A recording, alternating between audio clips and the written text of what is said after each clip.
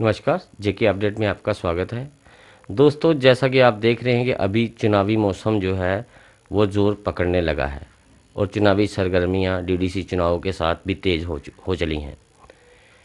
इन्हीं चुनावों को लेकर और अन्य राजनीतिक मुद्दों पर हमारे साथ बात करने के लिए जुड़े हैं कृष्ण कुमार डिंगरा जी, जो भाजपा एससी मोर्चा के उपाध्यक्ष भी हैं और साथ में प्रेस मीडिया इंचार्ज भी हैं। कृष्ण जी, जेके अपडेट में आपका स्वागत है। अश्विनी जी, बहुत बहुत धन्यवाद। कृष्ण जी, ये बताएं कि डीडीसी चुनाव को लेके एससी मोर्चा की कैसी तैयारी है और कहां तक इसमें एससी मोर्चा अपनी पकड़ बनाए हुए है?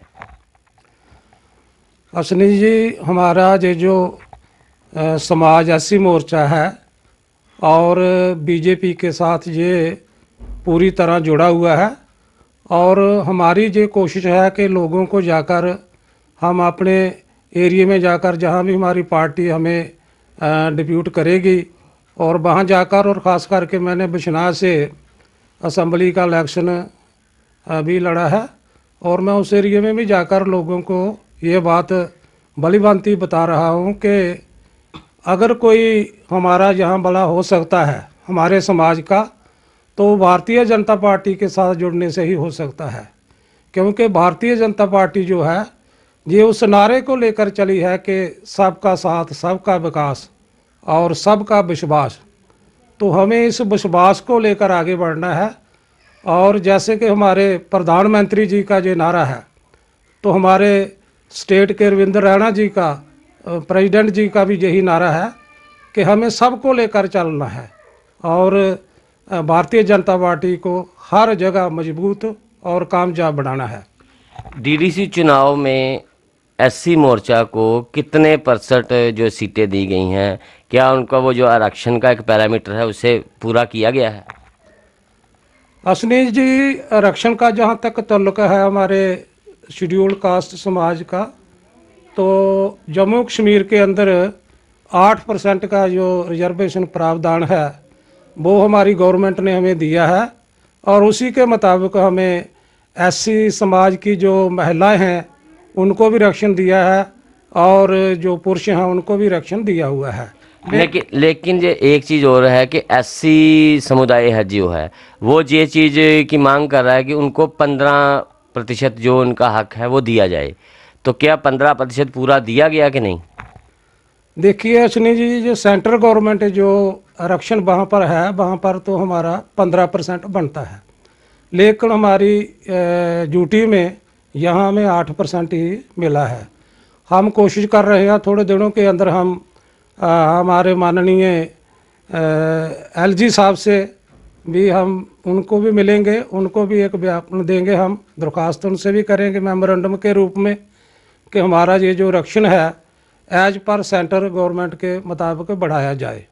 तो इसी के वास्ते बाकी जो आरक्षण जो हमें अवेलेबल है उसी को पूरी तरह गवर्नमेंट इम्प्लीमेंट करे और ख़ास करके हमारे जो रिक्रूटमेंट बोर्ड के अंदर जो रिक्रूटमेंट में जो पॉलिसी है रिजर्वेशन की उसको भी प्रॉपरली इम्प्लीमेंट करे। और साथ साथ एक और हमारी डिमांड है कि रिजर्वेशन इन प्रमोशन, जो हमारी बड़ी लॉन्ग पेंडिंग डिमांड है, मैं आपके माध्यम से सरकार से यही प्रार्थना करता हूँ, बेनती करता हूँ, आग्रह करता हूँ कि भाई ये जो हमारा आरक्षण है इसको प्रॉपरली मेंटेन किया जाए और इसके साथ साथ तभी वो हो सकता है जब हम रोस्टर मेंटेन करेंगे।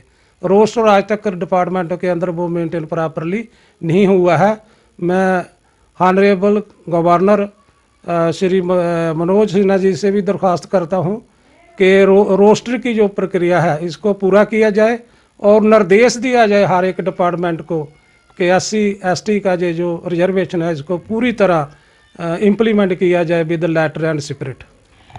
एससी एससी जो एसटी एससी समुदाय है जो उनकी एक बड़ी पुरानी डिमांड है कि जब से जम्मू कश्मीर यूटी बना है तो यहाँ पर उनका कहना है कि इसका एक्ट एससी एसटी एक्ट जो है उसको लागू किया जाए। तो क्या वो अभी लागू हो चुका है या उसे लेकर बीजेपी की तरफ से क्या तैयारी की जा रही है?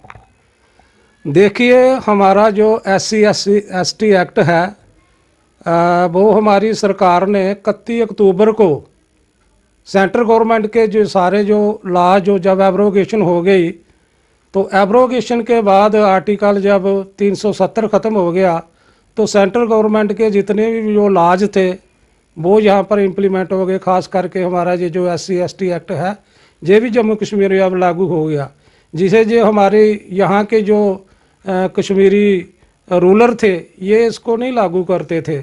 और ख़ास करके जहाँ पर जो राइट टू इन्फॉर्मेशन एक्ट है उसको भी इम्प्लीमेंट नहीं करते थे, राइट टू एजुकेशन है उसको भी नहीं करते थे।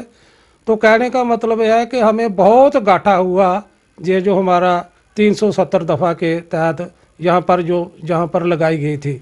तो इसीलिए अब ये समाप्त हो गई। हम इसका तो खार मकदम हमने किया ही किया है, और साथ साथ हमें जितने भी सेंटर के यहाँ पर जो रूल हैं वो अब लागू हो गए हैं। और SC/ST एक्ट जो है, इस पर जो एट्रोसिटी एक्ट जिसको कहते हैं, ये भी लागू हो गया है। लेकिन इसका भी मैं एक बात और बोलना चाहता हूँ इसके बारे में। लागू तो वो कर दिया है, लेकिन ग्राउंड में जब हम देखते हैं तो अभी भी जो अत्याचार है हमारे SC समाज के ऊपर, सुगास्वात जो है वो भी अभी उसी दर पर है। और इसके मुताबिक और ये जो एक्ट है इसकी पूरी तरह अभी इम्प्लीमेंटेशन नज़र नहीं आ रही है। मैं दरख्वास्त करूँगा कि इस एक्ट को पूरी तरह पर जम्मू कश्मीर में लागू किया जाए। और जैसे शेड्यूल कास्ट लोगों की ज़मीनें हैं उन पर आए दिन कब्जे हो रहे हैं, जो लैंड माफिया है वो इस पर कब्जे कर रहा है। और इसी प्रकार इनकी कास्ट बेस पर इनकी बड़ी जो हालत है दुर्दशा की जा रही है, और इनको बड़ा एस्टिमेट लोअर किया जा रहा है। तो मैं इसी बात को लेकर बड़ा चिंतित हूँ हम अपने समाज के लिए। वैसे तो मैं अपने honourable prime minister Shri Narendra Modi ji का बहुत आभारी हूँ कि जिन्होंने इस एक्ट को दोबारा, जब सुप्रीम कोर्ट ने इसको ख़त्म कर दिया, कि उसके बाद हमारे ऑनरेबल प्रधानमंत्री जी श्री नरेंद्र मोदी जी ने इसको दोनों हाउसों के अंदर, पार्लियामेंट के अंदर पास करके, और प्रेसिडेंट ऑफ इंडिया ने साइन किए हैं इस पर, दोबारा ये लागू किया है हमारी भलाई बेहतरी के लिए। जी, गुपकार डिक्लेरेशन SC मोर्चा उसे कैसे काट रहा है या कैसे उसका जो प्रचार है उसको रोक रहा है? देखिए, गुपकार जो डिक्लेरेशन है ये कश्मीरी जो लीडर हैं, जो कश्मीर बेस्ड पॉलिटिकल पार्टीज हैं, जब ये एब्रोगेशन ऑफ आर्टिकल 370 यहाँ जम्मू कश्मीर के अंदर हो गई, तो उनकी जो ज़मीन थी पैरों के नीचे वो खिसक गई। अब उनको कोई ना कोई बहाना चाहिए, तो उन्होंने इसका सहारा लिया है गुपकार डिक्लेरेशन का। हमारे जो SC मोर्चा है, BJP SC मोर्चा अनुसूचित जाति का, हम इसकी पूरी मजम्मत करते हैं और इसको हर मोर्चे हर जगह पर इसको अपोज कर रहे हैं, क्योंकि इन्होंने आगे हमें बहुत ज़्यादा धोखे में रखा है। और हम जगह जगह पर जाकर, जैसे मेरी मीटिंग वहाँ पर रियासी में थी, हमें डिस्ट्रिक्ट में जाने का मौका मिला पिछले दिनों, अभी हमारे टूर चल रहे हैं रियासी डिस्ट्रिक्ट के अंदर जाकर भी हमने लोगों को, और वहाँ पर मंडल के जो लोग आए हुए थे, ब्लॉकों के आए थे, डिस्ट्रिक्ट के आए थे, उनको भी आगाह किया गया है कि भाई इससे खबरदार रहो और ये हमारे हित में नहीं है। इसी प्रकार हम कठुआ डिस्ट्रिक्ट के अंदर भी गए और उधमपुर डिस्ट्रिक्ट के अंदर भी गए, और वहाँ जाकर लोगों को भी हमें अवेयर किया इसके बारे में कि ये जो डिक्लेरेशन का नाम को लेकर आगे कश्मीरी लीडर आ रहे हैं, भाई ये हमारे हित में नहीं है। हमारे हित में अगर कोई काम कर रहा है तो वो नरेंद्र मोदी जी की सरकार है, और हमें उसको मजबूत करना है अपने सहयोग देकर। जैसे हमारे BDC के अंदर इलेक्शन अभी हो रहे हैं, तो हमें हर जगह पर जाकर अपने लोगों को अवेयर करना है कि ज़्यादा से ज़्यादा जो हमारे SC मोर्चा के जो वहाँ पर लोग खड़े हैं SC समाज की तरफ से, या दूसरे भी लोग जो खड़े हैं उनको भी मदद देकर जिताना है और कामयाब करना है, ताकि इस मकसद के लिए, इस मकसद के लिए जो BDC इलेक्शन हो रहे हैं, वो मकसद ये है, ये 3 टायर सिस्टम जो गवर्नमेंट है, लोकल सेल्फ गवर्नमेंट है, इसको मजबूती के साथ हमें यहाँ पर जम्मू कश्मीर के अंदर लागू करना है, ताकि हमारे जम्मू कश्मीर के अंदर उन्नति हो सके, विकास हो सके, और जहाँ के लोगों को बहुत अच्छी एक राहत मिले। किशन जी, आयुष्मान भारत योजना, इस योजना को लेके कहीं ना कहीं ये भी कहा जा रहा है कि इसका जो है लोगों को लाभ नहीं मिल पा रहा है। एससी समुदाय के नेता होने के नाते क्या आपको भी ऐसा लगता है कि इसका लोगों को पूरा लाभ नहीं मिल पा रहा है? अश्विनी जी, ये बात लोगों के अंदर एक भ्रम फैलाया जा रहा है कि ये आयुष्मान जी योजना है जिसमें 5 लाख का इंश्योरेंस हर व्यक्ति को, चाहे वो गरीब है, अमीर है, औरत है, पुरुष है, बच्चा है, जवान है, सभी को नरेंद्र मोदी सरकार ने हमारे जम्मू कश्मीर के अंदर इसको लागू किया है। और हमारे ऑनरेबल एलजी साहब, पिछले दिन मैंने उनका इंटरव्यू सुना तो वो बता रहे थे कि 4 लाख से ज़्यादा लोगों की यहाँ पर रजिस्ट्रेशन हो चुकी है।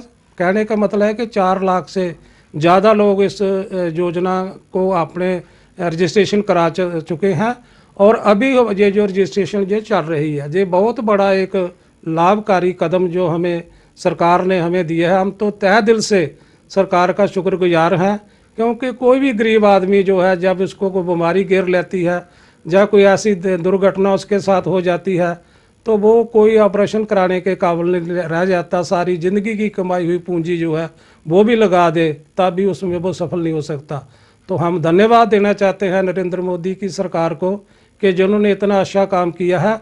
और हमारे खास करके जो एलजी जम्मू कश्मीर के अंदर हैं, ये इसको लेकर बड़े गंभीरता से इसको मतलब के देख रहे हैं और आने वाले दिनों के अंदर वो इसको जल्दी ही जल्दी मतलब है कि और ज़्यादा आगे ले जाने की कोशिश करेंगे, क्योंकि ये बहुत बड़ा प्रोजेक्ट है और हमारे जम्मू कश्मीर के लोगों के लिए मैं कहता हूँ कि वरदान है जो हमारे नरेंद्र मोदी जी सरकार ने दिया है। यहाँ तक डेवलपमेंट का तल्क है, डेवलपमेंट के लिए तो हमारे एलजी साहब ने ये बोला है कि जम्मू और कश्मीर, आए दिन हम देखते हैं कि लोग कहते हैं कि ये कश्मीर में डेवलपमेंट ज़्यादा होगी, जम्मू में कम हो गई, तो ऐसी भी कोई बात नहीं है। अब हमारे एलजी के आने से डेवलपमेंट जो है यकसा हो रही है। वो कहते हैं कि जम्मू और कश्मीर मेरी 2 आंखें हैं, 2 आंखें हैं, तो मैं किसके साथ ऐसी कर सकता हूँ कि एक आंख को कम और दूसरे को ज़्यादा, ऐसा कभी नहीं हो सकता। और डेवलपमेंट को लेकर और ख़ास करके जहाँ तक टेररिस्ट का तल्क है, उन्होंने इसको भी बड़ी गंभीरता से ये लिया है। और आप देखो कि अभियान जो है वो चल रहा है और टेररिस्ट के लिए वो कहते हैं कि जो कोई मतलब ऐसी हरकत करता है उसको तो छोड़ना नहीं है, लेकिन वो जो मजलूम है उसको छेड़ना नहीं है। तो कहने का मतलब ये है कि हमारी ऑलराउंड डेवलपमेंट जो है अभी चल रही है जम्मू कश्मीर के अंदर। भारतीय जनता पार्टी का जो ये जहाँ पर अभी एब्रोगेशन जो हुई है आर्टिकल 370 की, तो वो डेवलपमेंट को लेकर ही हुई है। लोगों को अनएम्प्लॉयमेंट जो यहाँ पर इतनी हो गई थी, उस एम्प्लॉयमेंट को भी ख़त्म करना है जी। तो ये थे कृष्ण कुमार ढींगरा जी, जिन्होंने एससी मोर्चा की बहुत सी मांगों को सरकार के समक्ष उठाया भी है और एक लंबे समय से एससी समुदाय के लिए ये संघर्ष भी करते आ रहे हैं। मैं अश्विनी गुप्ता, कैमरामैन राकेश कोहली के साथ जेके अपडेट से।